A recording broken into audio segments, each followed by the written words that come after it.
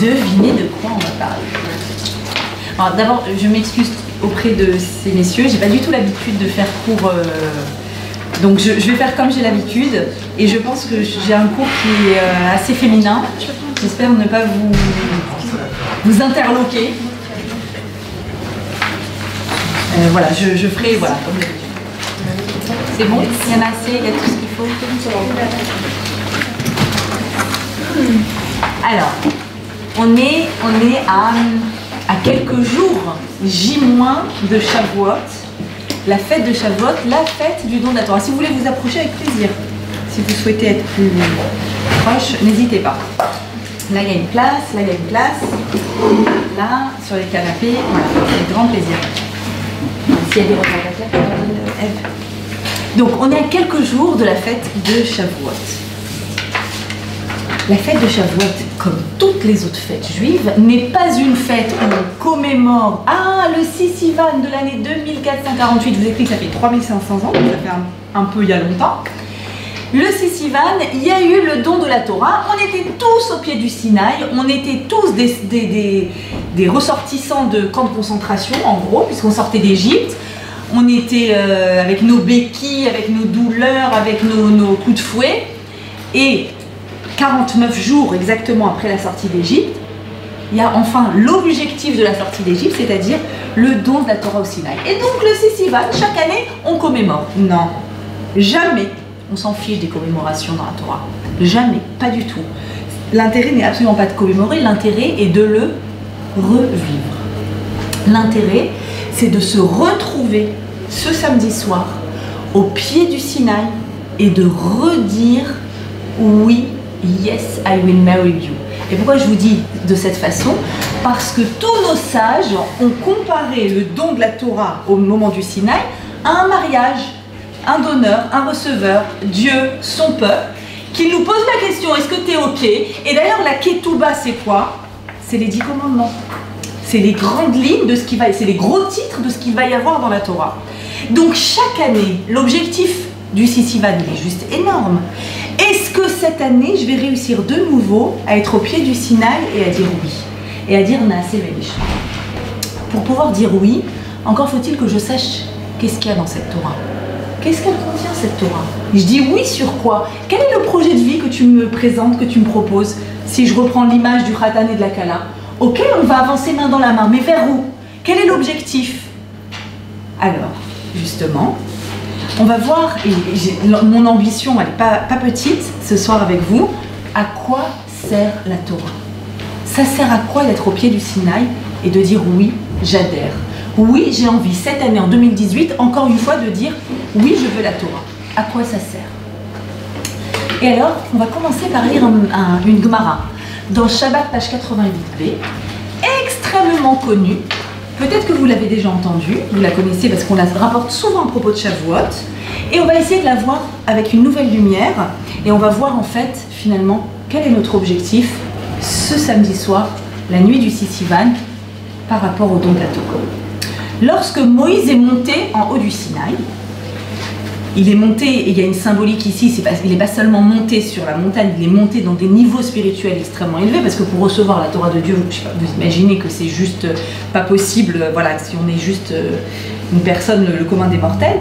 Et donc, les anges du service, les malachim, c'est des êtres célestes, on va dire ça comme ça, le voient parmi eux. Ah, mais attends, qu'est-ce qu'il fout parmi nous, lui?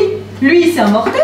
Nous, on est des émanations du désir de Dieu. On est des êtres que spirituels. On n'a pas de corps. Nous sommes que esprit. Qu'est-ce qu'il fiche parmi nous, celui-là? Et ils vont voir l'Éternel, ils vont voir Dieu. Ils disent, Ribono Shalom, Dieu, qu'est-ce que cette créature née d'une femme, ce corporel, ce matériel, cet homme qui s'use, fait-il parmi nous?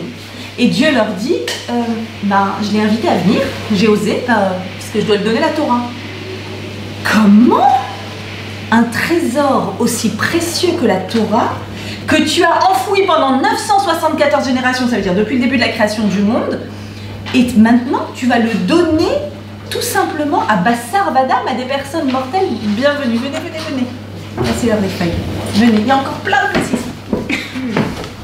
Et tu vas le donner à une personne mortelle, mais enfin, Quel rapport? Ils posent une question fondamentale. Ils disent, la Torah, c'est pas un livre qui est fait pour les personnes mortelles. C'est ce qu'ils disent. Et ici, c'est un verset des Teilim, Ma Enosh Ki Tizkerenu. En gros, c'est un mortel, c'est quelqu'un qui va finir par mourir, c'est quelqu'un qui est voué à l'usure. Quel rapport entre quelque chose de fondamentalement spirituel et un homme qui est fondamentalement matériel? Où est le lien entre les deux? Bref, pourquoi tu l'invites à prendre la Torah? Et Hachem ne leur répond pas. Il dit à Moshe, bon Moshe, tu sais quoi? Toi, hop, allez, interrogation écrite, tu leur réponds. T'as entendu ce qu'ils ont dit, hein? T'étais là. T'as entendu les anges qui disent quel rapport entre quelque chose d'aussi puissant et spirituel que la Torah et un homme qui est tellement pas fiable, qui est tellement susceptible de fauter, susceptible de faire n'importe quoi. Réponse de Moïse. Moïse dit non, je peux pas. Je crains qu'ils ne me consument par le souffle de leur bouche. En d'autres termes, à peine je leur parle, eux, ils sont une émanation céleste. Moi, justement, c'est vrai, je suis matériel. Ils vont me pulvériser en 2 secondes. Dieu lui répond, accroche-toi à mon trône. Tout ça, c'est des notions kabbalistiques, je ne vais pas rentrer là-dedans. Accroche-toi à mon trône et tu pourras leur rétorquer. Alors Moshe, notre maître, dit la chose suivante. Maître du monde, dans la Torah que tu me donnes, qu'y a-t-il écrit? C'est juste avant qu'ils la reçoivent. Il y aurait écrit quoi au fait? Ah, bonne question. Il y aurait écrit Anochi Hachem Elokecha, le premier des 10 commandements, je suis Hachem ton Dieu, qui t'ai fait sortir du pays d'Égypte, de la maison d'esclavage. Il se tourne vers les anges et il dit, vous entendez? Est-ce que vous étiez en Égypte? Est-ce que vous avez été asservis? Quel besoin avez-vous de la Torah? Autrement dit, vous étiez en Égypte. Est-ce que vous, des fois dans la vie, vous êtes bloqué dans des mécanismes qui vous empêchent d'en sortir? Est-ce que vous, dans la vie, vous avez l'impression à un moment que vous vivez une relation qui vous fait du mal? Est-ce que vous, dans la vie, vous avez l'impression d'être dans une situation, d'être dans un travail dans lequel vous vous épanouissez pas et tu as l'impression de ne pas réussir à sortir de cette situation et tu as l'impression d'être en prison dans ta vie réelle? C'est ça, être en Égypte. En d'autres termes, est-ce que toi, des fois, l'ange, vous les anges, est-ce que des fois, vous êtes dans des incapacités de vous sortir d'un mécanisme, de vous sortir d'une situation qui vous oppresse? Jamais, puisque justement vous êtes céleste. Donc vous n'avez pas besoin d'une Torah qui dit tu peux sortir d'Égypte. Tu es capable de sortir de toute situation qui t'oppresse. Puis il continue. Qu'est-ce qu'il y a encore écrit dans ta Torah? Ah, il y aura écrit qu'il ne faut pas tuer, qu'il ne faut pas commettre d'adultère, qu'il ne faut pas voler. Il se tourne vers les anges. Est-ce que vous éprouvez de la jalousie les uns vers les autres? Est-ce que le penchant du mal a-t-il une quelconque prise sur vous? Et aussitôt les anges se mettent à louer Hachem et à dire ok, on a compris. C'est quoi cette Gemara? Tellement elle est... On peut passer des nuits d'études de Shavuot à parler de cette Gemara. Il est en train de dire, mais justement, vous dites que la Torah c'est une émanation du ciel. Qu'elle est puissante, puissante, puissante, infinie, infinie, infinie. Donc quel rapport avec le monde fini dans lequel on est? Je dis l'inverse, dit Moshe. Je dis justement, on est tellement petit et des fois on a tellement de mal à se sortir de certaines situations. Et des fois on a l'impression qu'on a envie de le tuer celui-là ou de la tuer celle-là. Pourquoi? Parce que l'espace qu'elle prend c'est mon espace. Et qu'au travail je pense qu'elle est en train de prendre mon contrat et j'ai envie de la massacrer. Ou bien le fameux dernier des 10 commandements le plus difficile, l'otachmod, ne pas envier, c'est juste à l'intérieur de moi. Je dis, oh, c'est trop la chance, elle a une smart, c'est trop bien, j'ai envie la même. Oh là là, mais moi aussi j'ai envie. Ça va, je lui ai rien fait, c'est dedans, c'est moi, c'est à l'intérieur. Dis Moshe, dites, vous les anges, vous êtes que spirituels, vous n'avez pas de corps. Vous n'avez donc pas cette difficulté à accepter d'exister et que dans votre existence existent aussi les autres. Vous n'avez pas ce penchant-là à annuler l'autre pour exister, n'est-ce pas? Alors, la Torah n'a aucun effet sur vous. Il est en train de dire, quel est l'effet de la Torah sur un individu? Un individu, on a commencé par dire, il est mortel. Qu'est-ce que disent? Quelle est le premier argument des anges de service? Ils disent, que fait cette personne, bonjour, bienvenue. Que fait cette personne née d'une femme? C'est-à-dire cette créature qui va mourir. C'est le premier des arguments. Alors écoutez, pour comprendre ce que Moshe répond profondément, c'est-à-dire qu'est-ce que la Torah fait à l'intérieur de nous, il va falloir qu'on comprenne la chose suivante. Et là, ce que je vais vous expliquer, c'est extrêmement profond, mais vous êtes des bombes. C'est tiré d'une explication de Rav Moshe Shapira Zatzal. Il dit la chose suivante. Il dit, regardez, la Mishnah dans Rosh Hashanah dit la chose suivante. Vous savez, le monde est jugé 4 fois. Rosh Hashanah, c'est une fois. Non, 4 fois. Une fois à Pessah, c'est la récolte des champs qui est jugée parce que c'est le moment où va commencer la moisson. Une deuxième fois à Atzeret, Atzeret c'est le nom de Shavuot, c'est les fruits de l'arbre qui vont être jugés. À Rosh Hashanah, c'est le Rosh Hashanah qu'on connaît, c'est nous tous. Nous passons devant lui. Et à Sukkot, c'est la quantité d'eau. Vous le saviez, il y a 4 moments de jugement. Nous, ce qu'on connaît vraiment, c'est Rosh Hashanah, où on est un peu comme ça, parce qu'on est jugé. Nous, chaque individu passe devant Dieu. Oui, mais Atzeret, c'est autre chose qui est jugé. Écoutez bien, les fruits de l'arbre. C'est-à-dire, chaque arbre passe symboliquement devant Dieu. Et Dieu dit, ils seront bons, ils seront sucrés, ils seront rouges, ils seront verts. Ils tiendront très longtemps. Sur chacun, il décide qu'est-ce qui va se passer. Chaque fruit de l'arbre. Il faut qu'on comprenne ça.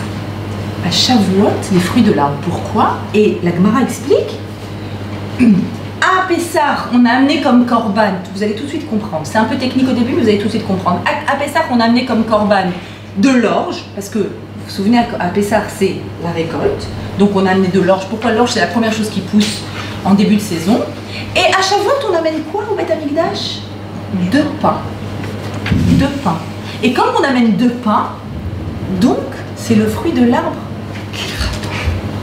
Si j'avais amené justement des fruits, j'aurais compris, comme korban. Ok, j'amène des fruits et je dis, Dieu, s'il te plaît, tu peux faire en sorte que tous les fruits qui vont pousser cette année, ils soient au top. On amène du pain et c'est les fruits de l'arbre. Et Rav Shapira explique, c'est brillantissime, brillantissime. Il dit la chose suivante. Il dit, voilà, en fait, vous savez, quand Adam Arishon a consommé de l'arbre défendu, Etz Hadaat, il est devenu, quel a été le résultat pour l'humanité? Mortel, n'est-ce pas? Il n'est pas mort, il est devenu mortel. C'est-à-dire qu'avant ça, l'enveloppe corporelle ne prenait aucune place, il était que Neshama, vous savez que notre Neshama, elle est éternelle. Donc, son être, ensuite, est devenu mortel. Ok. C'est quoi le Etz Hadaat? Pour vous, en général, on pense que c'est quoi? De quoi il a mangé? La pomme, Apple. Non. La Gemara dit, c'est un des avis, je ne sais pas pourquoi les chrétiens ont fait de la pomme, en tout cas c'est sûr que c'est pas la pomme, et un des avis disent que c'est quoi? Chita. Chita, c'est du blé. C'est du blé qui a été consommé. Sauf que, il y a écrit Etz, un arbre. Or le blé, même si je ne suis pas une excellente agricultrice, je sais que ça pousse où? Par terre. Ah oui, mais ce que vous ne savez pas, c'est que avant la faute, le blé poussait où? Sur un arbre. Quelle différence entre un arbre et quelque chose qui pousse sur terre? Il y a une différence fondamentale. Fondamentale. À Pessah, on parle de ce qui va pousser de la terre. À Shavuot, on parle de ce qui va pousser d'un arbre. Quelle différence entre l'arbre et Adama? Fondamentale. C'est que ça tombe, donc ça vient nous, on n'a pas besoin de le récolter, de se fatiguer pour l'avoir. Ouais, mais quand ça tombe, c'est déjà bien pourri. Il faut quand même y aller, enfin, c'est idéalement une différence plus fondamentale que celle-là. C'est vrai que ça a l'air plus facile à cueillir, je suis d'accord avec toi, mais une différence plus fondamentale. Originel. Comment? C'est originel, et l'arbre, c'est ce qui pousse. C'est originel, puis il y a le tronc. Imaginez que vous avez, allez, dans votre petit jardin, là, en plein Paris, on a tous un petit jardin évidemment, vous dites, allez, je vais planter des tomates, je vais planter des cons, je vais planter un cerisier. Quelle différence fondamentale il y aura entre les deux sur ce que vous aurez à faire régulièrement? Ça prend plus de temps à arroser là. Il faut s'aider pour aller chercher. Arroser, enfin en tout cas. Ça se voit que vous n'êtes pas agriculteur. Il faut entretenir ce qui Si j'avais fait ce cours il y a 200 ans, mais comme ça, moi. la différence fondamentale, c'est que quand on fait pousser quelque chose dans la terre, ça pousse, je vais, je ramasse, et après j'ai plus de capital, plus rien. C'est terminé, je dois tout recommencer à zéro. Alors que si j'ai un arbre et que je prends mes cerises, quel boulot j'ai à faire pour que l'année prochaine j'ai des cerises? Rien. Le capital est là. Le capital, c'est pas usé. Le capital, c'est-à-dire le producteur de fruits, est là. Tandis que sur Terre, si je me remets pas au boulot, si je refais pas tout le travail, j'ai rien l'année prochaine. C'est le capital que je mange. Dans le fruit de l'arbre, je ne mange jamais le capital. Je mange le résultat du capital. C'est clair? Exactement comme je pourrais donner l'exemple d'un fonds monétaire que j'investis. Est-ce que je grignote le capital ou est-ce que le capital reste toujours et je bénéficie de l'usufruit? D'accord? C'est exactement la même chose, mais en termes agricoles. Pourquoi je vous parle de ça? L'objectif de Shavuot, c'est quoi? Ce qui s'est passé, c'est qu'il a mangé donc de ce rita, de ce blé, et le résultat, c'est que le blé, alors qu'il était un fruit de l'arbre, il est devenu une céréale qui pousse dans la terre et qui me demande un investissement et surtout qui représente quoi? Qui représente cette idée d'usure. De la même façon que l'homme devient mortel, mortel ça veut dire il s'use, il a un capital de jour à la naissance. Chaque bébé vit, naît, arrive au monde et il a sur lui un capital de vie. Capital de jour, capital de minutes, capital de souffle. Et qu'est-ce qui se passe? Désolée de vous mettre la rama, mais c'est la réalité. Chaque jour, on grignote une journée de notre capital total. On est d'accord? Mettons qu'on vit 120 ans, la brioche, génial. Mais ça reste quand même que chaque jour, on grignote. À cause de qui tout ça? Adam, on est d'accord? C'est lui qui a fait en sorte qu'on est passé d'un capital infini à un capital limité. La même chose qui s'est passée sur Adam s'est passée sur le fruit qu'il a mangé. C'était un fruit qui poussait dans l'arbre et c'est devenu une céréale qui pousse sur terre, c'est-à-dire tu grignotes le capital. Pourquoi c'est important ce que je vous dis par rapport à Shavuot? Dire que c'est le fruit de l'arbre qui est jugé à Shavuot, ça veut dire quoi? Ça veut dire que tout l'objectif pour lequel je reçois la Torah, le Sissivan à Shavuot, c'est quoi? C'est que l'intérêt, l'objectif, le but de cette journée, je ne sais pas si vous imaginez l'audace de ce que je vais vous dire maintenant, c'est que je sais parfaitement que je suis un être mortel, comme Moshe qui monte au Sinaï. Que fait ce fils de femme parmi nous? Il n'a rien à faire parmi nous, nous on est éternels. Lui, il n'est pas éternel. Je sais parfaitement que je ne suis pas éternel. Je sais parfaitement que le capital se grignote. Ah oui, mais je reçois la Torah. Et si je reçois la Torah, ce jour-là, on est jugé en tant que Et Sasadé. Vous connaissez ce passage dans la Torah qui dit Ki ha'adam Et Sasadé. L'homme est comparé aux fruits, à l'arbre des champs. Pourquoi? Parce qu'on a des racines, notre famille, et parce qu'on donne des fruits, et parce qu'on produit. Ah oui, mais chez nous, le capital, il se grignote, il se consume. Ouais, ça c'est pour le commun des mortels. Mais si tu arrives à Shavuot, à vraiment comprendre l'impact de la Torah sur toi, ça va changer quoi? Ça va changer tout simplement que tu peux prier ce jour-là, et c'est tout l'objectif, pour dire Dieu, je veux être capable de passer de quelqu'un qui a un capital qui se grignote à quelqu'un qui donne des fruits. Quelle sera la qualité des fruits que je vais donner cette année, Dieu? Puisqu'aujourd'hui tu juges les fruits de l'arbre, et puisqu'aujourd'hui on reçoit quoi? La Torah. Quand on reçoit la Torah, historiquement, quand ils ont reçu la Torah, qu'est-ce qu'ils ont fait? Ils se sont tous trempés au mikvé, parce qu'ils se sont tous convertis, ils sont tous devenus juifs, et à ce moment-là, quand on se trempe au mikvé, qu'est-ce qui se passe? On a le même corps, mais on a une neshama en plus qui vient et qui pénètre le corps. Donc il y a la même enveloppe, mais encore plus de éternité, de quelque chose qui provient de Dieu, de quelque chose qui est complètement déconnecté du monde qui se consume sur terre. Donc à Shavuot, quel est l'objectif? À Shavuot, l'objectif, c'est de venir et de dire, je me connecte à cette source-là infinie, pour qu'au lieu d'être une personne qui me perçoit en permanence comme étant quelqu'un qui me réduit, au contraire, je peux me transformer en arbre qui produit, mais qui produit sans jamais que le capital ne se réduise. Est-ce que ça veut dire qu'on est immortel? D'une certaine façon. J'ai presque envie de vous dire d'une certaine façon, oui. Il y a quelque chose qui est de l'ordre de l'immortel auquel on peut accéder le jour de Shavuot. Comment? Comment? Ça c'est quand même oser ce que je suis en train de vous dire. On sait tous qu'on a un capital limité et je viens et je vous dis, les gars, bonne nouvelle, ce Shavuot on est immortel. Franchement ça valait le coup qu'il y ait au moins une personne ici pour attendre une nouvelle pareille, on est d'accord? Immortel. Qui a pas eu envie d'inventer la notion de l'immortalité? De quelle façon l'immortel? Qu'est-ce que j'essaye de vous dire ici? Quel est cet enjeu en fait?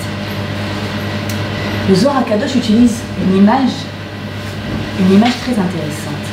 Il dit, l'enjeu de Shavuot, ça va être de transformer, c'est l'image qu'il donne, le sang de la Nida, donc le sang de l'écoulement mensuel, en lait maternel. Et il joue sur cette image du rouge et du blanc. D'ailleurs, vous savez qu'à Shavuot, on a l'habitude de faire des repas à base de lait. Halavi, il y a plusieurs raisons pour ça, c'est une des raisons. Ça veut dire quoi de transformer le sang de la Nida en lait maternel, en lait d'allaitement? Le sang de la Nida, c'est quoi? C'est un rappel régulier, comme si tu risquais de l'oublier. Ça s'use, horloge biologique, le temps passe, tu te diminues, tu perds en potentiel, il y a un potentiel de vie qui est parti. Régulièrement. Le sang de la Nida, et c'est pour ça que ça s'exprime sous forme de sang, comme pour dire il y a une perte de potentiel de vie. Et qu'est-ce que ça veut dire, le transformer? L'image qu'il utilise, c'est forcément la grossesse, du coup, le transformer en lait maternel, ce même sang, dit le Zohar HaKadosh, a été transformé, donc il y a le sang à l'intérieur du corps, qui est transformé et qui produit tout d'un coup la couleur blanche.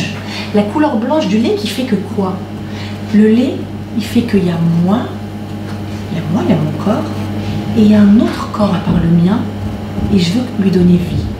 Je veux réduire mon espace et donner de la vie et de la force à quelqu'un d'autre que moi. Et j'ai toujours cette émotion immense quand, à chaque fois que je vois ce désir de maternité, ce désir de mariage, etc., je me dis, mais c'est extraordinaire, parce qu'en fait, ce qu'on désire quand on désire un mariage, une maternité, c'est qu'on désire réduire son espace. Et je vous assure qu'on le réduit, quoi. Ça veut dire le mari ici, la belle-mère là, un enfant là, un autre là, un autre là, t'as le cœur qui part ici, t'as les poumons qui vont là, Et en fait, on demande que ça. On demande, j'ai envie de réduire mon espace pour que quoi? Pour qu'il existe autre chose que moi. Ce qu'il explique, Rav Shapira, c'est la chose suivante. Il dit, le commun des mortels, quand c'est un mortel, c'est justement le terme le commun des mortels, et c'est ce que disent les anges quand ils voient Moshe, ils disent, c'est juste un mortel. Un mortel, qu'est-ce qu'il fait? Naturellement, il dit, je fais attention à mon espace. Ne bouffez pas mon espace. Un enfant tout petit, qu'est-ce qu'il fait? Il veut tout pour lui. C'est à moi, c'est à moi, c'est à moi. Il a un copain à la maternelle qui est sur un vélo qui ne lui appartient pas, mais sauf qu'il pense que le monde lui appartient. Qu'est-ce qu'il fait? Il prend le gamin, il l'éjecte, il prend le vélo, il dit c'est à moi. Il se met dessus et c'est parti. Et il faut évidemment qu'on vienne et qu'on explique, c'est pas à toi, attention. Mais naturellement, à la naissance, qu'est-ce qu'on fait? On dit c'est à moi. Papa, c'est à moi. Maman, c'est à moi. Vous savez que les petits-enfants, ils sont convaincus que si papa et maman, ils se connaissent, c'est grâce à moi. C'est moi le bébé. Ah ben, et quand ils voient, attends, quel rapport? D'où ils se connaissent? C'est moi qui les ai fait se rencontrer. Puisque c'est mon papa et c'est ma maman. Ça leur fait hyper un choc. Mais réellement, quand les enfants ils se mettent à grandir, ils voient les albums de mariage de leurs parents, ils disent j'étais où? Comment te dire? Mais c'est pas possible que vous étiez tous les deux là et que j'étais pas là. C'est hyper mignon, les petits, après jusqu'à ce qu'ils comprennent. Bref, tout est à eux, tout est à moi. Et en réalité, quand on grandit, on est encore des enfants, mais on le fait avec un peu plus de classe. D'accord? C'est qu'on prend pas le copain et on l'éjecte avec une certaine finesse, une certaine classe, un petit mail, un petit SMS, un petit WhatsApp, et on se débrouille pour faire attention qu'ils ne viennent pas grignoter sur mon espace vital, parce que les autres sont perçus comme des concurrents potentiels. Quel que soit le domaine auquel je pense, l'autre est un concurrent potentiel, que ce soit au travail, que ce soit dans la vie de famille, dans la fratrie, que ce soit des copines, des copains, des groupes d'amis. L'autre risque de prendre quelque chose qui est à moi. D'ailleurs, c'est pour ça que le 10e commandement qui est si compliqué, l'otarmod, c'est arrête de penser que ce que l'autre a, il l'a pris sur ton compte. Arrête de penser ça. Il ne l'a pas pris sur ton compte, il a sa mission et tu as ta mission. C'est quoi ma mission? Tout l'objectif de Shavuot, c'est ça. Je veux connaître ma mission. C'est l'objectif. Dans la Tfila, on dit Veten chelkeinu betoratecha, qui veut dire donne-moi ma part dans ta Torah. Quoi, j'ai une part? Chacun d'entre nous a une part dans la Torah. Je vais même vous dire plus que ça. Chacun d'entre nous a une lettre dans le Sefer Torah. Une lettre. Donc il y a forcément, vu le nombre de lettres qu'il y a, on est plusieurs sur des lettres, mais vous savez que les lettres, elles ont des couronnes et elles ont des sens allusifs et elles sont liées à des mondes spirituels que je ne comprends pas, peu importe, mais je sais que c'est la réalité. Ce qui veut dire que quand je dis chacun d'entre nous a une lettre, le jour de Shavuot, vous recevez votre lettre dans la Torah. Et c'est pour ça que chacun est tellement important, parce qu'on ne peut pas avoir un Sefer Torah complet si on a des personnes qui s'excluent du peuple juif. C'est impossible. On a besoin de chaque personne dans le peuple juif et on a besoin que chacun fasse son chélek. Son chélek, c'est sa mission. S'il y a une prière qu'il faut faire le jour de Shavuot, c'est Hachem, s'il te plaît, montre-moi quelle est ma mission. Montre-moi quelle est ma direction. Montre-moi quelle est l'action unique que moi je suis censée faire sur terre. Et il y a une action unique, comment je le sais? Sinon Dieu n'aurait pas créé. Si Dieu m'a créé maintenant, à ce moment-là, dans l'histoire de l'humanité, c'est que je dois venir ici pour créer une action unique. Et si je ne la crée pas, le monde n'est pas parfait, le monde n'atteindra pas son objectif. Est-ce que vous comprenez ce qu'on est en train de dire? Donc le jour de Shavuot, c'est quoi? C'est le jour où Hachem vient et juge les fruits. Il vient et dit, ok, toutes ces personnes qui sont des mortels, toutes ces personnes qui, à la base, pensent uniquement, si elles ne se voient que comme corporelles, que leur capital diminue. Et donc, pour pas que le capital diminue, qu'est-ce qu'on fait? On pousse à droite, on pousse à gauche, on pousse devant et on essaye de faire en sorte d'exister et de préserver notre espace vital. Mais si ces personnes-là, tout d'un coup, elles se voient comme quoi? Comme étant plus un arbre. C'est-à-dire que le capital ne s'use pas, mais produit et produit. Ça veut dire que quoi? Ça veut dire que j'ai à l'intérieur de moi, et c'est ça que je dois comprendre le jour de Shavuot, j'ai à l'intérieur de moi des ressources infinies pour réussir à mener à bien ma mission. J'ai à l'intérieur de moi cette capacité de produire des fruits. Et personne à part moi ne peut produire les fruits que je suis censé produire. La journée de Shavuot, on va faire quelque chose d'extraordinaire, d'incroyable. Le jour où on va fêter que Dieu nous a choisis, nous, spécialement. Est-ce que c'est vous? Vous connaissez le Midrash qui dit qu'il allait voir toutes les nations. Il y a écrit quoi dedans? Non, attends, non, c'est trop dur. Oh, Shabbat, oh, attends, tu rigoles ou quoi? Attends, c'est mon chiffre d'affaires de ouf. Ne pas manger de crevettes, attends, c'est trop bon, on peut pas. Il allait voir chaque civilisation, et puis jusqu'à ce qu'il arrive chez les Bnei Israël qui ont dit Naaseh Benishma. Donne déjà, on verra après ce qu'il y a dedans. Le jour de Shavuot, où on fête, on va dire, ça correspondrait au jour de l'indépendance d'une nation. Le jour où on est devenu un peuple. Une forme de Yom Ha'atzmaut. Le Yom Ha'atzmaut, c'est par rapport à l'État d'Israël, mais là, c'est le jour de Yom Ha'atzmaut par rapport à la Torah d'Israël. Ok? Ce jour-là, normalement, le jour de l'indépendance, on montre notre drapeau, on montre à quel point, voilà, on a gagné à l'Eurovision, enfin voilà, on a plein de particularités, on est au top, quoi. Enfin, vous regardez, on est la classe, puis on a fait des start-up, et puis tout ça. Qu'est-ce qu'on fait ce jour-là? Dans toutes les synagogues juives du monde, on lit un texte qui s'appelle Megillat Ruth. Vous savez ce qu'il y a écrit dans le texte de Megillat Ruth? Il y a écrit qu'il y a une femme qui s'appelait Ruth, qui vient du pays de Moab. Alors Moab, c'est genre, c'est l'Iran, quoi. c'était pas l'Iran, mais c'est les ennemis jurés, c'est Bachar el-Assad, d'accord? C'est ça l'Iran, à cette époque-là. Moab, c'est les ennemis jurés, c'est les plus pourris. Je voulais des pourris, c'est des Moab. Il y a une jeune femme qui arrive de là-bas, des plus pourris, qui vient et qui dit, je veux être juive. On dit, compliqué quoi. Vu d'où tu viens, c'est, enfin, voilà, enfin, c'est quoi? Ok, ça va pas être cool pour toi. Hein. En vous racontant ça, je pense, et chaque Shavuot, quand je relis le livre de Ruth, qui est l'histoire de la plus merveilleuse et la principale convertie au monde, j'ai une émotion incroyable pour toutes mes élèves convertis. J'en ai beaucoup, ou en voie de conversion, j'en ai beaucoup.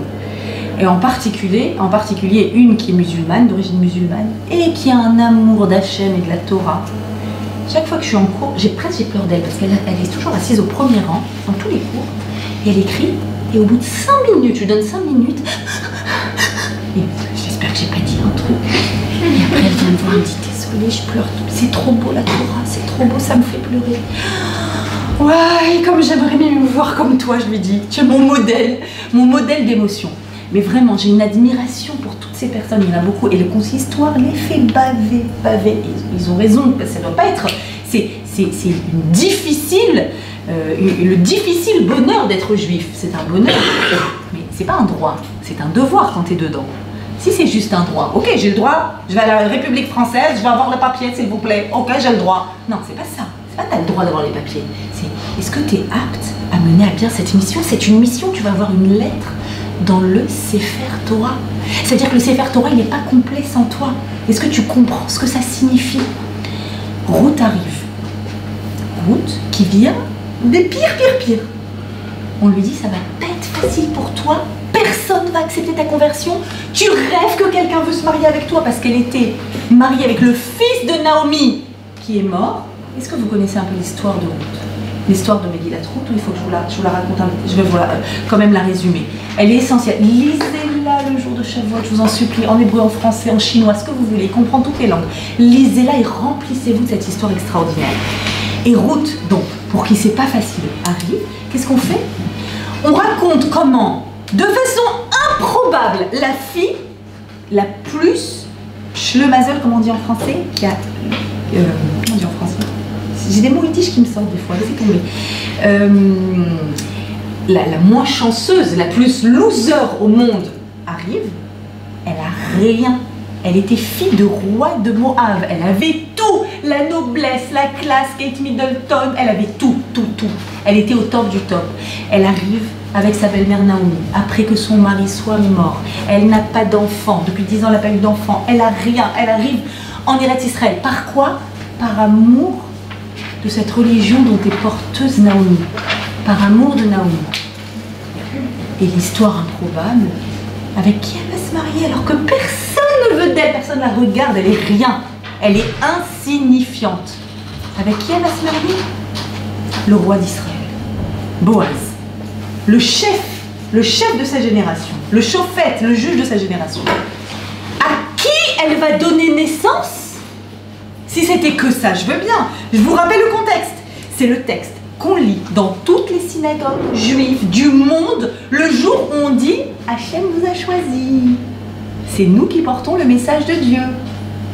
On raconte quoi comme texte? Le fait que Ruth, qui vient de ce pays qu'on déteste, elle a donné naissance à qui? Elle est la grand-mère de David, Melech Israël. Le roi David, qui va donner naissance à qui? À la lignée du Mashiach.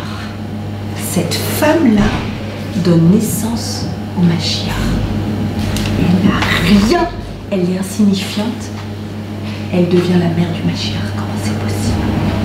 Le jour de Shavuot, on n'a pas honte. On n'a pas honte dans nos synagogues de dire, oui, celui qui est le Mashiach chez nous, il descend d'une lignée, voilà, c'est ça. Le peuple le moins admirable de tous les temps, c'est d'être. On n'a aucun problème avec ça. Pourquoi? Parce qu'on est en train de parler de devenir un arbre fruitier. On n'est pas en train de regarder, est-ce que je regarde les racines? Est-ce que je vérifie d'où ça vient?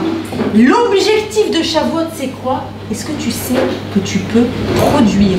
Est-ce que tu sais que toi, tu as des ressources à l'intérieur de toi? Si tu acceptes la Torah elle est d'essence éternelle, il y a quelque chose d'éternel qui va rentrer à l'intérieur de toi. Obligatoirement. Et alors qu'avant, tu avais envie, toi, de grignoter l'espace des autres, qu'est-ce qui va se passer? Tu vas tout d'un coup avoir envie de réduire ton espace pour faire exister les autres. C'est ça qui se passe quand tu adhères à la Torah. On va reprendre cette idée. Et donc, Moshe, qu'est-ce qu'il dit Moshe? Qu'est-ce qu'il répond Moshe aux anges de service? Il dit, je vais le dire autrement, il dit, vous, les anges, n'est-ce pas que vous n'avez pas de bérer? On dit que les anges ne peuvent pas dire barour, ils n'ont pas de bérer. C'est quoi bérer? C'est un genou. Vous savez que quand on fait la kedusha, on fait comme ça. On a les pieds joints comme ça, comme les anges de service. Et c'est écrit dans les textes que les anges de service n'ont pas l'articulation du genou. Qu'est-ce qu'on veut dire par ça? Le genou, c'est quoi? C'est l'articulation qui fait qu'à un moment on tombe, qu'à un moment on chute. Si vous ne chutez pas, alors vous ne pouvez pas vous lever. Il répond quoi, Moshe? Il dit, nous les hommes, on chute, on tombe, on a des déceptions terribles. Et il y a des moments où on a l'impression que le capital, il s'est usé, on a l'impression d'être insignifiant. Est-ce qu'il y a quelqu'un dans le monde qui me regarde? Est-ce que je suis importante pour quelqu'un aujourd'hui? Est-ce que j'ai de l'avenir? Est-ce que je vais donner des fruits dans ma vie? Est-ce qu'il y a des fruits qui vont sortir de moi encore? Ou est-ce que c'est juste un capital qui se réduit? Shavuot arrive et vient, il te dit. C'est tout l'objectif du don de la Torah. Si tu sais recevoir la Torah le jour de Shavuot, tu transformes un capital qui se réduit en arbre fruitier. Comment? Comme Naomi et Ruth. C'est quoi l'histoire de Naomi et Ruth? Fabuleux, fabuleux. Je l'ai relu encore pour faire des mocks. Je fais des mocks sur internet d'explications du livre de Shavuot, du livre de Ruth. Et l'émotion, je vous assure, l'émotion m'a prise en me disant, mais comment c'est possible à ce point d'être quelqu'un qui est en bas de tout, dans la chute la plus absolue, et qui se relève de cette façon, sans vouloir faire un jeu de mots avec la main. Mais c'est tout l'objectif. Qu'est-ce qui se passe dans Ruth? Le livre de Ruth commence comme ça, 4 chapitres à peine. Naomi. Naomi s'appelle Naomi parce qu'elle est Neima, elle est superbe, elle est douce, elle est agréable. C'est la femme du roi. Le roi à l'époque, ça s'appelle le Shofet. C'est madame numéro 1, d'accord? C'est la, comment ça s'appelle? La première dame, merci. C'est la première dame. Et elle est riche, et elle a tout ce qu'il lui faut, et son mari c'est un Talmid Chacham, elle a 2 fils, Machlon et Kilion. C'est la famine. C'est la famine, mais alors une famine violente. On est quand? On est à peine 300 ans, 300-400 ans après le don de la Torah. On est au début de l'histoire du peuple juif. Au début. On se rappelle du don de la Torah. C'est mon arrière-grand-père qui me l'a raconté. Je m'en rappelle très bien. À ce moment-là, comme Yoshua venait il y a peu de temps de faire des guerres de conquête et il a distribué des parcelles de terrain, c'était tellement un kiff d'avoir sa parcelle de terrain, bord de mer, à Natania, avec la villa de luxe, que qu'est-ce qu'ils ont fait? Ils se sont préoccupés de leur terre, de leur production, de leur productivité, du capital, et ils ont oublié qu'il y avait des gens autour d'eux, et que dans la vie, il faut peut-être s'intéresser aussi les uns aux autres et ne pas être juste en train de protéger son espace vital. Et il y a une chute spirituelle, puis il y a une chute au niveau de la famine, la terre ne produit pas. Eliméner, qui est le roi, qui est le Shofet, qui est le numéro 1, il dit, Naomi chérie, on se casse. Ça va pas, tu peux pas les abandonner, tout le monde espère en toi. Naomi, j'en peux plus, tous les jours ça toque, tous les jours s'il vous plaît, donnez-nous à très riche, Eliméner. Naomi, je craque, c'est plus possible. Et puis d'ailleurs, dans la Torah, il y a écrit qu'en cas de famine, on peut quitter Eretz Israël, ce qui est vrai. On y va. Naomi, la mort dans l'âme le suit, avec ses 2 bambins, Machlon et Kilion, qui sont déjà plus des bambins. On arrive à Moab. Qu'est-ce qu'il choisit comme pays? Moab. Je vous ai dit, ennemi numéro 1. Et c'est des pingres, et c'est des gens incapables de faire du chesed là-bas. Incapables. Évidemment, qui se ressemblent, s'assemblent. Eliméler, qui avait du mal à partager, où il va? Là-bas. Premier verset, il part. Je suis au premier verset de la Megillah. 2e verset, il meurt. 3e verset, réellement. En 5 versets, vous avez la tragédie d'une vie entière. 3e verset, les 2 fils épouse des filles de Moab, non juives. T'es le fils du comment on arrive là? On s'est perdu, on s'est oublié. On a oublié d'où on venait, on a oublié qui on était. Qui sont ces deux filles? Ruth et Orpa. Deux filles du roi. Pourquoi? Parce que noblesse oblige. C'est des nobles qui arrivent, ils se marient avec des nobles. Troisième verset, les deux fils meurent. Ils s'appellent Machlon et Kilion, l'un pour dire destruction, l'autre pour dire un autre mot de destruction, en d'autres termes, il reste plus rien. Vatishaer, Vayamutu Gam Shneem, Machlon ve Kilion, eux aussi meurent. Vatishaer Aisha Mishne Yeladea Misha, c'est un des passages les plus tristes de la Torah que je connaisse. Elle est restée, Vatishaer.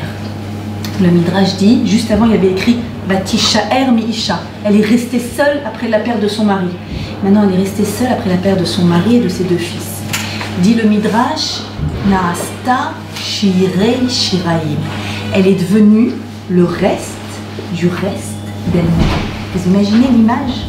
Le reste du reste d'elle-même. Elle est complètement abîmée à l'intérieur, elle est dévastée. Il y a un abîme de vide à l'intérieur d'elle. Le reste du reste d'elle-même, ça veut dire, imaginez, vous donnez une pièce de monnaie, vous donnez une grande pièce, on vous donne la monnaie. Il reste que ça. Maintenant, cette monnaie, vous payez encore avec et on vous donne la monnaie de la monnaie. Qu'est-ce que je peux faire avec la monnaie de la monnaie? Ah, avec ça, tu peux rien acheter. Tu n'as même pas un centime, tu n'as rien. C'est rien. Je suis quoi? Je suis rien. Vous avez ici l'image de la femme la plus dévastée de tous les temps. Elle a suivi contre son cœur son mari. Elle a vécu le mariage contre son cœur de ses deux fils. Ses deux fils meurent.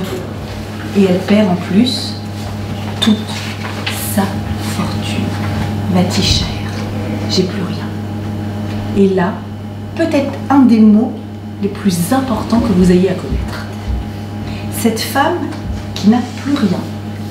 Le Midrash dit Naomi Neima, elle est douce, elle est agréable, elle est bonne. Elle a toujours, on raconte que dès qu'il y avait une kala, dès qu'il y avait une mariée là où elle habitait, quand elle était en Israël, on venait, on toquait chez elle, on disait je peux t'emprunter un bijou, t'as des trop beaux bijoux, viens ma chérie, viens ma beauté, viens, je vais te mettre des chaussures comme ça, je vais te mettre une couronne comme ça, je vais te mettre un bracelet comme ça. Elle vidait ses bijoux sur chaque mariée juste pour le bonheur de voir son visage s'éclairer. Un bonheur de femme, une merveille. Elle devient le reste du reste d'elle-même. Et là, qu'est-ce qu'elle peut faire? Eh bien, elle peut s'enterrer vivante, on est d'accord? Puisqu'on parlait d'un capital qui se réduit, il ne lui reste plus qu'à s'enterrer vivante. Elle a quitté son pays de naissance natale. Elle était au top du top, première dame. Elle avait tout ce qu'une femme peut rêver. On est 10 ans après, elle n'a plus rien. C'est l'histoire de cette femme qu'on raconte à Shavuot. Qu'est-ce qu'elle fait? Le passouk le plus important de Shavuot. Vatako. Elle s'est levée. Elle a dit, j'ai deux choix maintenant. Je peux finir de m'enterrer parce que j'ai eu tout faux jusque-là et je peux décider de me relever. C'est un choix. C'est un choix, même après que Dieu nous en préserve à tous, mais même après la plus grande des tragédies, je peux décider de ne pas être une récolte qui s'abîme, je peux décider de devenir un arbre fruitier. Je décide de me relever. Naomi, comment tu fais ça? Ça va te coûter tellement cher. Comment, Naomi, tu peux décider de te relever et de retourner en Israël alors que tu es parti au top, tu vas revenir en habit de Geni, Chouma. Comment tu vas accepter le regard des autres? C'est mon histoire, c'est mon peuple, c'est mon Dieu. Je retourne. Elle retourne. Ces deux calottes, Orpa et Ruth, les deux princesses de Moab, l'accompagnent jusqu'à la frontière. Et là, elle leur dit, ça y est, Shovna, retournez. Qu'est-ce qui vous attend avec moi? Vous savez très bien ce qui se passe de l'autre côté de la frontière. Vous êtes des Moabiotes, vous êtes non-juives.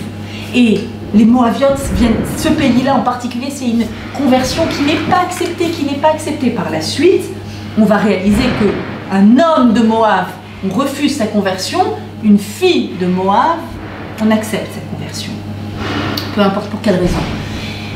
Et donc elle leur dit, ne venez pas, ne venez pas, ne venez pas. Le même discours à Orpa et à Ruth. Que fait Orpa? Orpa vient du mot Oref, c'est la nuque. Elle lui dit, à bientôt Naomi. Va-t-il chaque là, fait un bisou, et lui tourne le dos.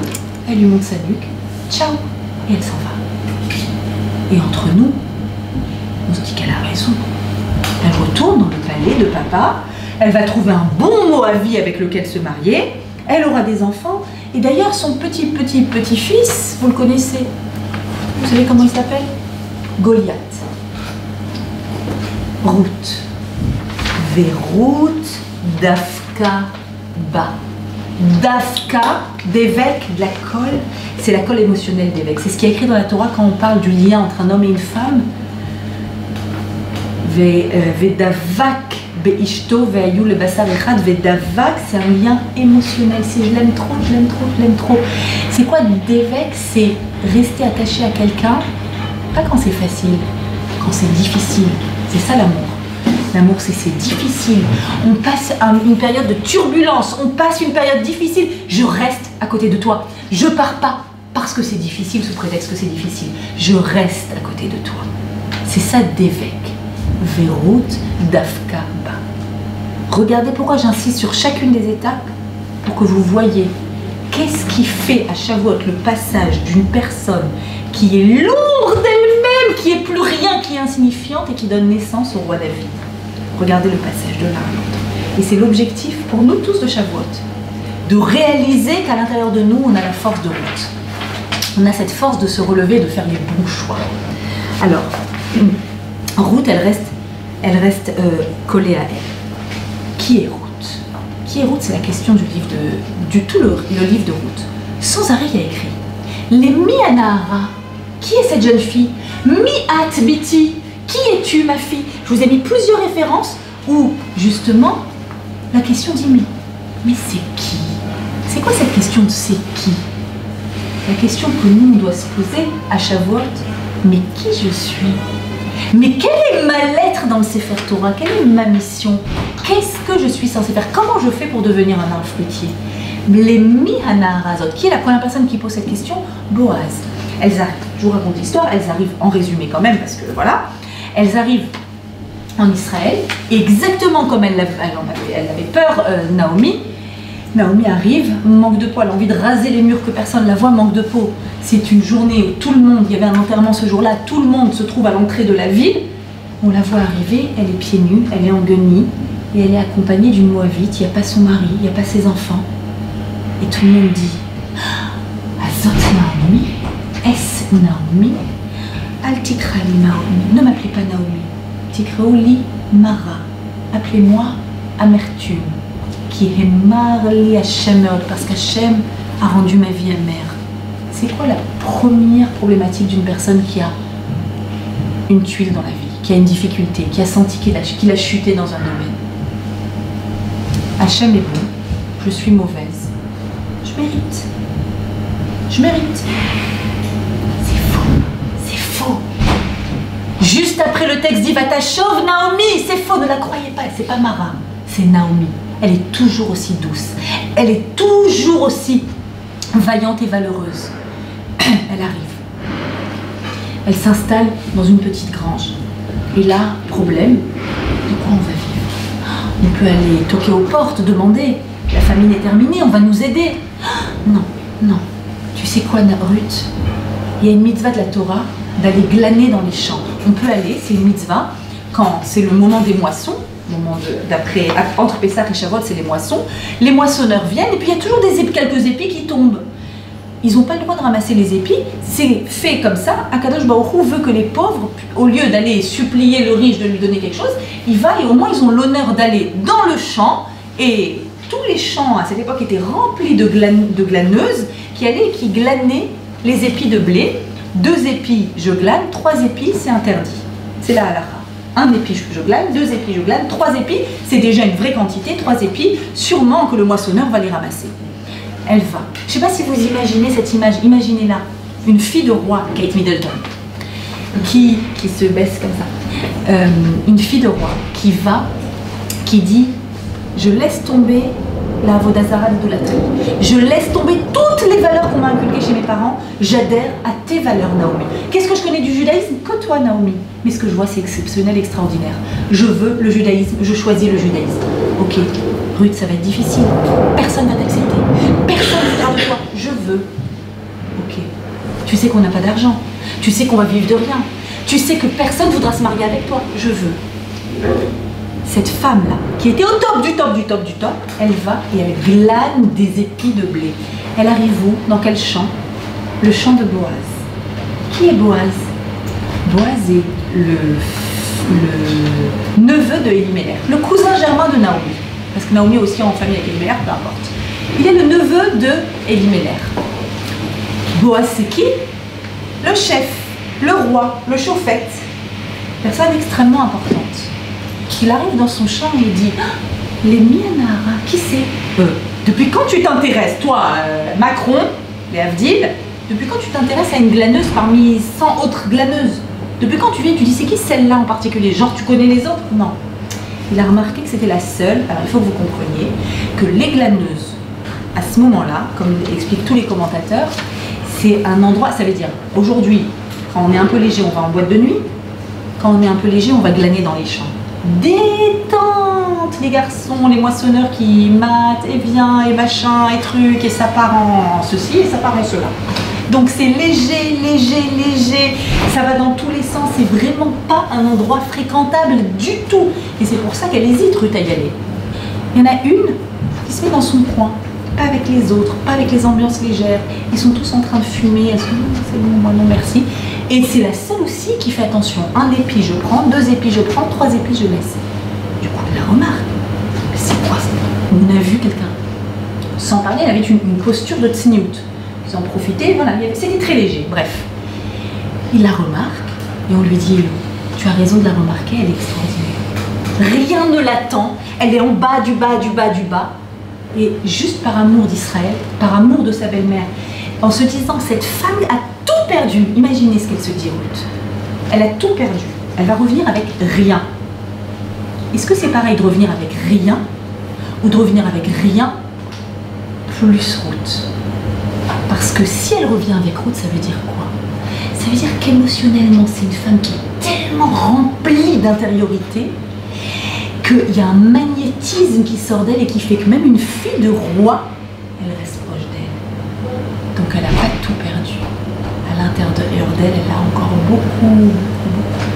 Et donc par amour pour Naomi, elle est là. Et il va plusieurs fois lui dire c'est qui? Ou bien elle, c'est Naomi qui dit qui tu es? Mi'at. Mi'at quand? À un moment, il va le lui dire quand... Non, c'est compliqué. Peu importe. Et quand Boaz la voit, lui dit, il va vers elle et lui dit ok, on m'a raconté qui tu es, de quel peuple tu viens, et il la bénit et il lui dit j'ai demandé à tous les jeunes qui sont là de faire attention que personne te touche, que personne te fasse du mal, comme je vous l'ai expliqué. Et d'ailleurs je te demande al telchi lilkot besade acher, ne va pas glaner dans un autre champ, reste dans ce champ. Le Midrash nous dit ici, il y a une allusion extraordinaire à des notions qui nous dépassent. À quelle notion? Baal Hasadeh, dans le langage des Chassidim et de la Kabbalah, le Baal Hasadeh, vous savez ce que c'est? Le propriétaire du champ, c'est Dieu. Le champ, c'est ce monde-ci. Baal Hasadeh, c'est... Et le champ, c'est la propriété de Dieu. Et quand il lui dit ne va pas dans un autre champ, il est en train de lui dire quoi, dit le Midrash? Regarde. Des fois dans la vie, on vit des événements tellement difficiles, on vit des événements dans lesquels on comprend tellement pas pourquoi on est là et pourquoi on vit ça, qu'on a juste envie d'aller et se dire peut-être c'est mieux ailleurs, peut-être qu'il me comprendra lui, peut-être que si je lâche un peu et que je vais là-bas, ils ont l'air de moins souffrir là-bas, c'est peut-être moins contraignant là-bas.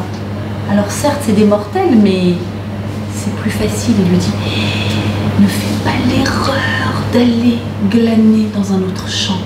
Tu es au bon endroit, c'est ça qu'il lui dit. Tu es au bon endroit. Malgré tout ce que tu as vécu, tu es au bon endroit.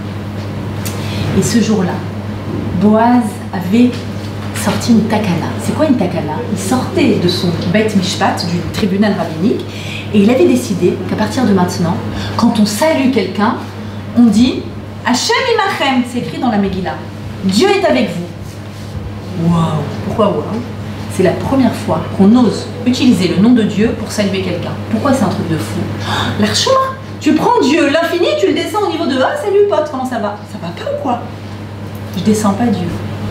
Je grandis l'image de l'homme. Jusque-là, vous pensiez que quoi? Que l'homme, c'est qu'un capital qui s'use, qui n'a pas de ressources. Alors, à partir de maintenant, je décide, moi, Boaz, que quand on se salue avec le nom de Dieu. Pourquoi?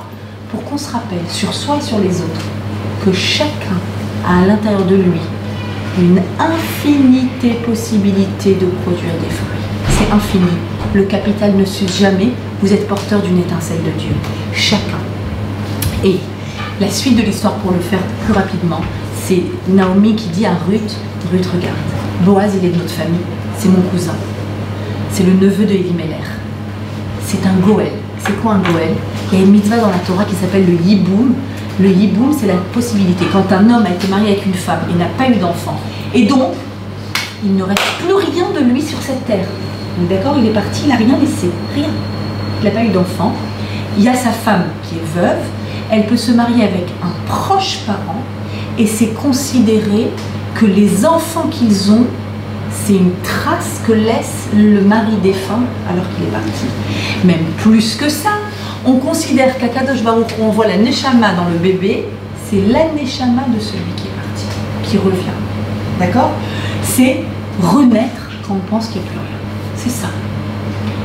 Naomi dit à Ruth, Boaz peut faire cette mitzvah, il peut être Goël, ça veut dire il peut nous sauver, il peut en fait faire en sorte qu'il y ait une trace de notre histoire, puisque là, c'est d'accord, il n'y a rien. Va, cette nuit, il va dans son air, il sera présent, il va vérifier, comme il y avait beaucoup de voleurs dans cette période, donc il va aller dormir dans le champ. Va, présente-toi à lui, va au mikvé, elle lui dit, mets tes plus beaux habits, etc. Va, présente-toi à lui, découvre-lui les pieds, allonge-toi à côté de lui et dis-lui qu'il est un Goël. Dis-lui qu'il peut s'unir à toi pour donner naissance à un enfant qui sera la lignée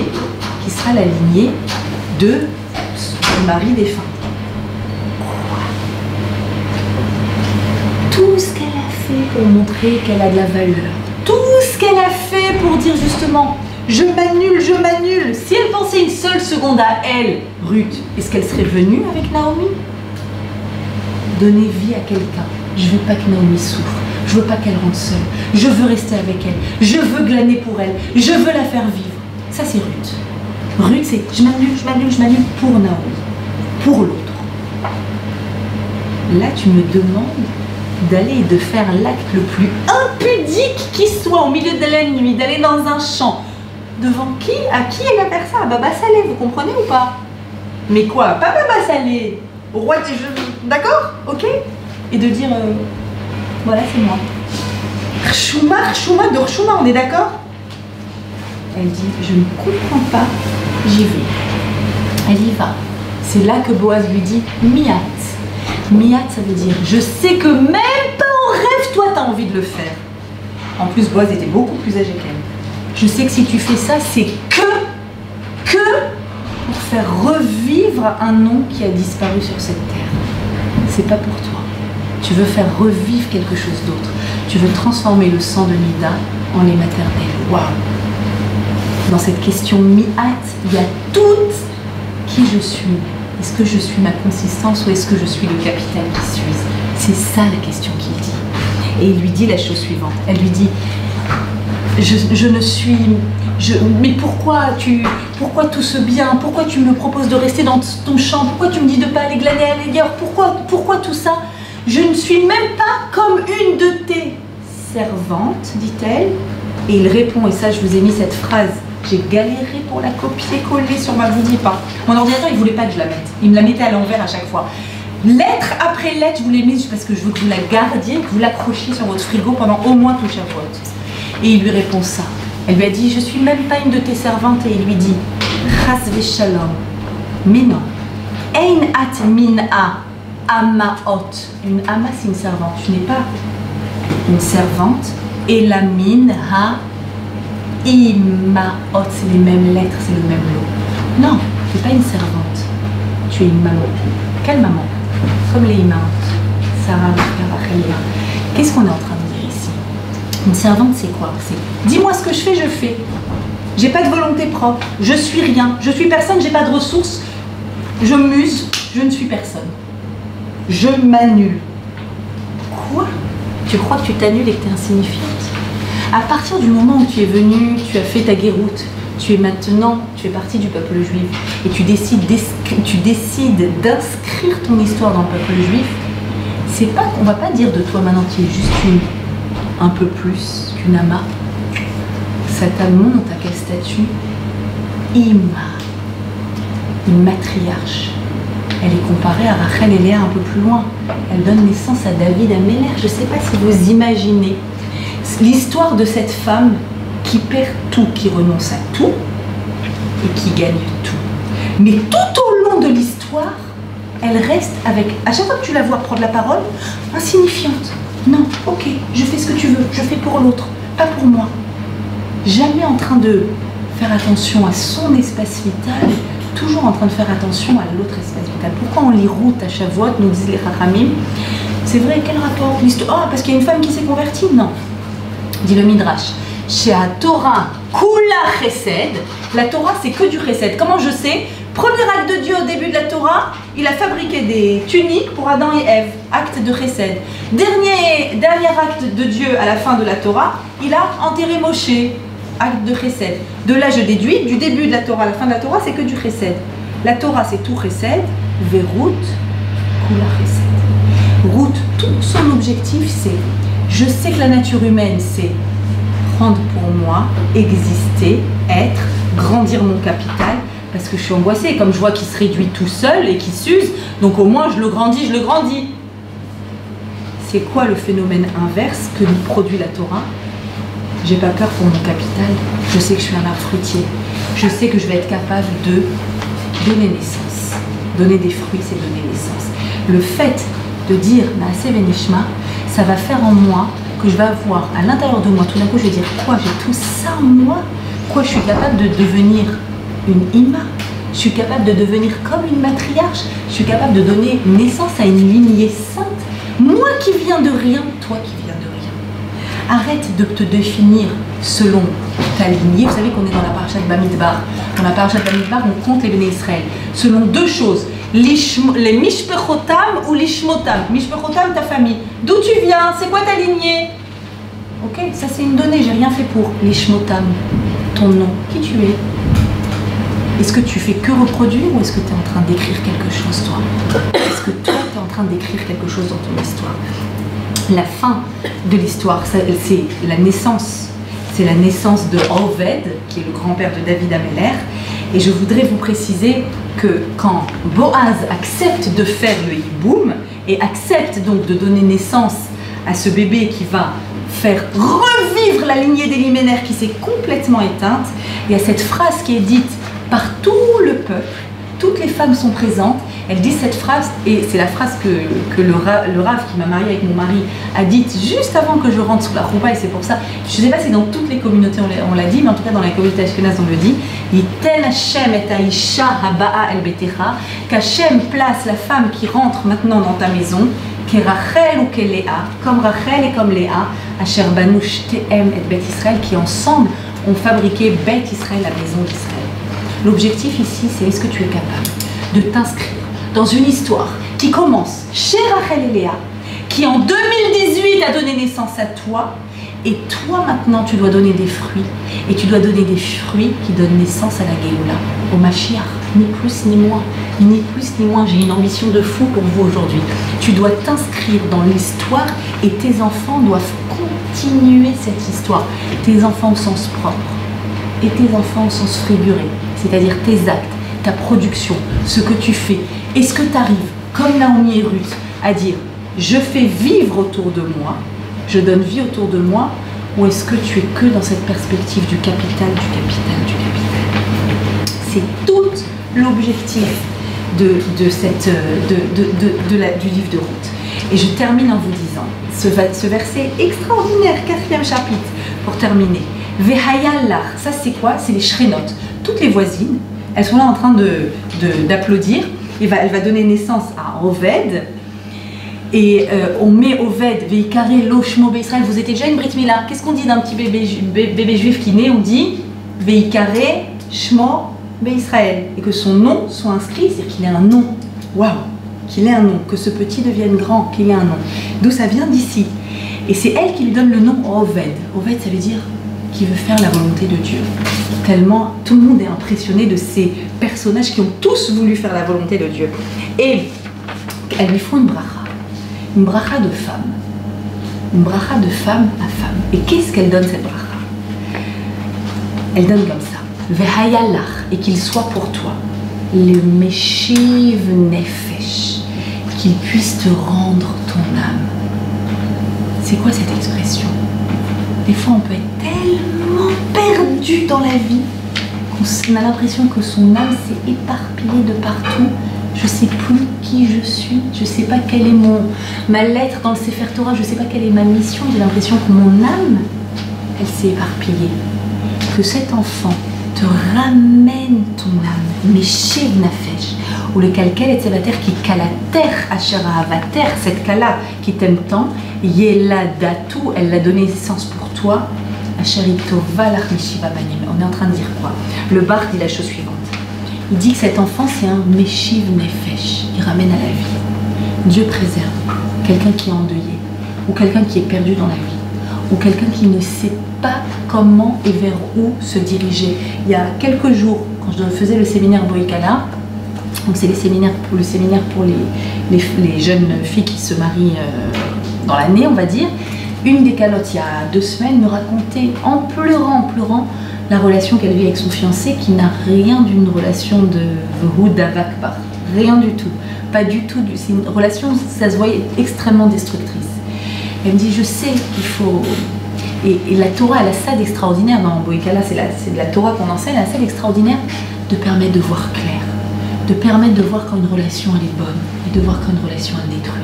Une relation, elle ne doit pas détruire, elle doit grandir, elle doit augmenter mon potentiel et mes ressources, elle doit faire en sorte que je trouve que j'ai encore plus de ressources, elle doit faire en sorte qu'il me fait vivre et je le fais vivre. Et elle voyait qu'elle n'était pas là-dedans. Et je suis tellement heureuse de voir que Boïkala sert aussi à ça, ce séminaire sert aussi à ça. Elle me dit, je sais que... Et juste confirme-le moi. Tu penses vraiment... Elle m'a donné quelques exemples qui étaient radicaux pour moi et je lui dis, tu es dans le contraire de la construction. Le contraire. Et elle pleurait, elle me dit, est-ce que j'aurai la force? Je lui dis, tu auras la force. La Torah va te donner la force. Et quand j'ai lu ce texte-là, Vayalach les Meshiv Nefesh, la semaine d'après, je l'ai vu. La semaine d'après, le dimanche d'après, avec un sourire, on dit c'est dur, mais je sais que j'ai fait, ce qu'il fallait faire. Et en même temps, elle m'annonce que quoi? Ça va, c'est pas par hasard. Entre dimanche dernier et ce dimanche, il y a eu un Shabbat, et c'est mon premier Shabbat que j'ai fait. C'est la première fois que j'ai réussi à faire Shabbat. Comme si le fait d'enlever, de réussir à voir clair, et quand tu as ton effet, ton âme qui est éparpillée, qui essaye de racoler les morceaux, en même temps, il y a un potentiel qui vient qui dit, ok, j'ai des ressources alors, j'ai réussi à prendre cette décision, j'ai réussi à ne pas être que l'objet de l'autre, que soumise à la volonté de quelqu'un d'autre, mais j'ai réussi à trouver ma propre ressource. Et donc le Bar dit la chose suivante, il dit, cet enfant, il a la capacité de ramener à la vie tout Israël, car de lui viendra le Mashiach. Sous-entendu, il ne ramène pas à la vie que Naomi qui était perdue, il ramène tout Israël. Pourtant, c'est étonnant, parce que Boaz, c'est un parent éloigné qui fait Iboum, c'est pas le frère direct. Alors comment ça se fait qu'on a réussi à ramener à la vie? C'est ça sa question, normalement c'est juste quand c'est un frère qui se marie. Et il dit, mais l'essentiel de la capacité à ramener à la vie une personne dépend de la femme. Excusez-moi, normalement je donne cours que aux femmes. Ça passe. Dépend de la femme. Et Ruth aime tellement Naomi qu'elle a pu la ramener à la vie en faisant renaître la Neshama de son fils. On est en train de dire qu'il y a une source inépuisable à l'intérieur de nous. Une source qui est capable de faire quoi? De ramener à la vie. Arrêtez de penser que vous n'êtes pas capable. Arrêtez de penser que vous n'y arrivez pas. Arrêtez de penser que s'il m'arrive du mal, Hachem, il a raison, il me fait du mal parce que je suis mauvaise. Arrêtez de penser ça. Une Moabite est venue, elle n'avait rien, elle a donné naissance au Mashiach. Be'ezrat Hashem, annoncez-moi toute la naissance du Mashiach. Ah, et j'ai pas fini. On est... C'est pas encore la nuit, on est d'accord. On est d'accord. Ce soir, c'est Rosh Chodesh Sivan. Rosh Chodesh Sivan, c'est le début du mois où on reçoit la Torah. Il y a une ségoula très connue, très répandue de partout. Vous l'avez peut-être reçue partout dans votre WhatsApp. La tfila du Shla Kadosh. Le Shla Kadosh a écrit une prière. J'ai envie de vous la faire photocopier. Il y a une photocopieuse ici. Et de vous la donner à tous. Et il dit que le jour, la veille de Rosh Chodesh Sivan, ça veut dire maintenant jusqu'à dans 45 minutes. Attention, top chrono. C'est le moment ou jamais de faire quoi? De faire la prière pour nos enfants. Et vous allez me dire, ok, moi d'accord, mais vous, pour vos enfants. À l'intérieur de vous, on a parlé de l'arbre fruitier. On a parlé de la production qui est en vous. C'est maintenant, moi je donne à mes enfants pour faire ça, ils sont plus jeunes que vous, de faire la bracha pour que vous ayez la chance d'avoir des enfants qui continuent la chaîne ininterrompue depuis le Sinaï, et pour que vos enfants soient des personnes, je vais vous dire, des personnes banim liot ha'anafim domim le shorsham, afin que les branches ressemblent à la racine. C'est ce qui est écrit ici, c'est une des phrases que j'ai soulignées, c'est-à-dire qu'il y ait une continuité, que mon histoire continue, que je puisse m'inscrire dans quelque chose. C'est maintenant qu'on fait cette bénédiction. Pourquoi? Puisque on va devenir des arbres fruitiers à Shavuot. Donc c'est maintenant, la veille de Rosh Chodesh Sivan, que le Shla Kadosh dit qu'il faut faire cette prière. Si vous voulez, je vais la dire à voix haute pour ceux qui veulent. Et vous voulez, on fasse comme ça. Et on peut aussi la faire, il y a une photocopieuse, n'est-ce pas? Non? Oui, Laura, elle n'est pas là. Il y a, et en utilisation, comment? Ah, il faut un code. Peut-être, ok.